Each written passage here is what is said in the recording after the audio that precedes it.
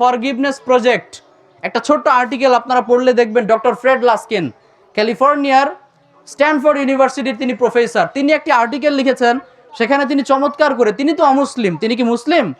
তিনি অমুসলিম। তিনি বলেছেন যে আমি রিসার্চ করে দেখেছি আমার পুরো জীবদ্দশায় যারা সহজে মানুষকে ক্ষমা করতে পারে না, এদের শরীরে রোগ বালাই বেশি। নাউজুবিল্লাহ পড়েন। এরা রোগ বালায় ভোগে বেশি। আর যারা মানুষকে সহজে ক্ষমা করে দেয়, এদের শরীরে তুলনামূলকভাবে রোগ প্রতিরোধ ক্ষমতা বেশি, এরা রোগ বালায় ভোগেও কম পড়েন, আলহামদুলিল্লাহ। আবার আমেরিকাতে ম্যাসাচুসেটস জেনারেল হসপিটালে একজন পৃথিবী বিখ্যাত কার্ডিওলজিস্ট বসে, একজন হার্ট স্পেশালিস্ট। তিনি তার পেশেন্টদের মধ্যে একটা জরিপ চালিয়েছেন।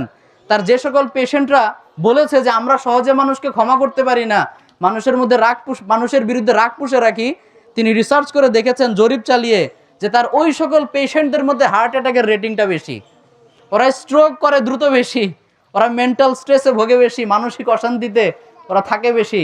আর যেই সকল রোগীরা সহজেই মানুষকে ক্ষমা করে দেয়, ওদের মধ্যে এই heart attack, stroke, mental stress এই ধরনের রোগ বালাই কম পড়েন, আলহামদুলিল্লাহ। তাহলে এই যে আল্লাহ এবং তার রসুল বারবার বলে ক্ষমা করে দাও, ক্ষমা করে দাও, নিজেদের ভালোর জন্য, আমাদের ভালোর জন্য তারা বলেছেন। আমরা যদি মানুষকে ক্ষমা করি তাহলে লাভ কাদের? নিজেদের লাভ।